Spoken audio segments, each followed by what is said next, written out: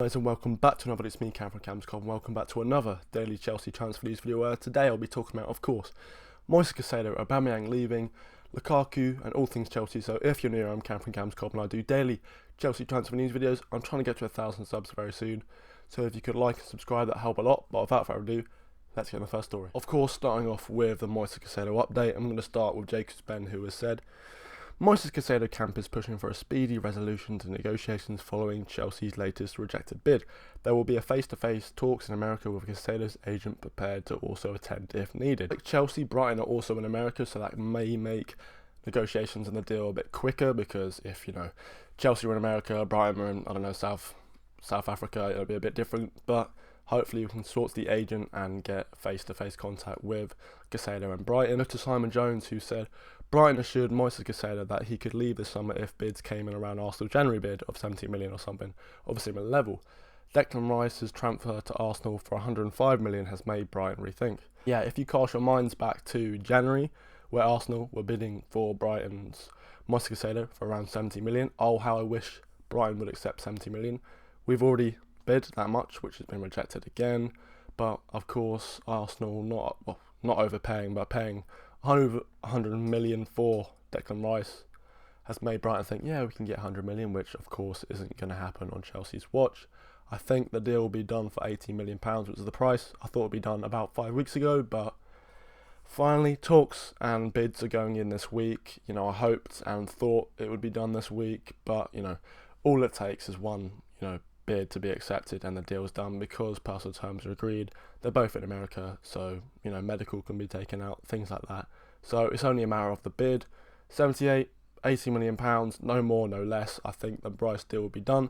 But from one news, I'm going to go to the next story on Romelu Lukaku. Now, going back to Fabrizio Romano, who has said, understand Saudi clubs keep pushing for Romelu Lukaku, working on a new proposal but still waiting to see what happens with Juventus.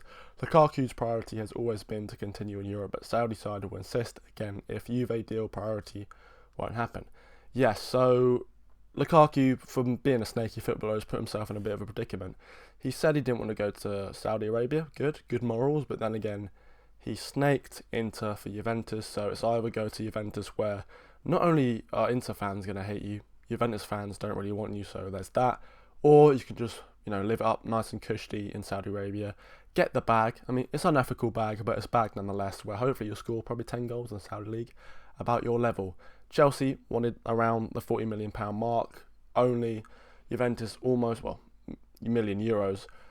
Juventus and Saudi have only got up to that. Inter, apparently the deal was agreed, but having learned that he went behind his back the day before the Champions League final, yeah, that probably didn't really help a lot. But from one striker that could be leaving to a striker that is leaving, I'm going back to Fabrizio Romano, who said, Pierre-Emerick Aubameyang has agreed to join Olympique Marseille. Here we go. Auba will sign a 3-year deal as called 2 days ago until June 2026. Chelsea will let him leave for free, told Auba Worldwide tonight at OM camp, then undergo medical test on Thursday. Yeah, the deal's gone for a free. Not the best year for Aubameyang. I think we signed him for around 12 million euros. But the main thing, he's off our books, no wages, and we can focus on new strikers that we either sign or stick with Nicholas Jackson and Armando Broja.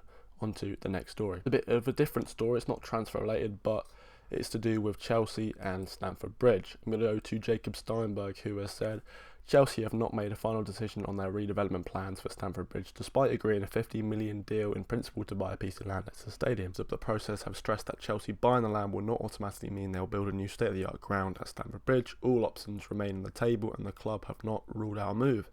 He carries on by saying, breaking, it is understood a stand-by-stand rebuild of Stamford Bridge is seen at least attractive option.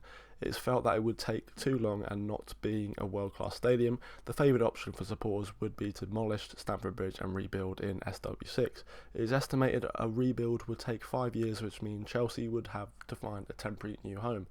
Where the home be? Well, I'm not too sure, but yeah, this is the ongoing talk about changing Stamford Bridge, redeveloping it, because as we know, the bridge is older than Chelsea Football Club itself. It's not a state-of-the-art as our London rivals, Tottenham, even West Ham and Arsenal. So yeah, it's people think it's imperative for Chelsea to play at the stadium, but that's just a story.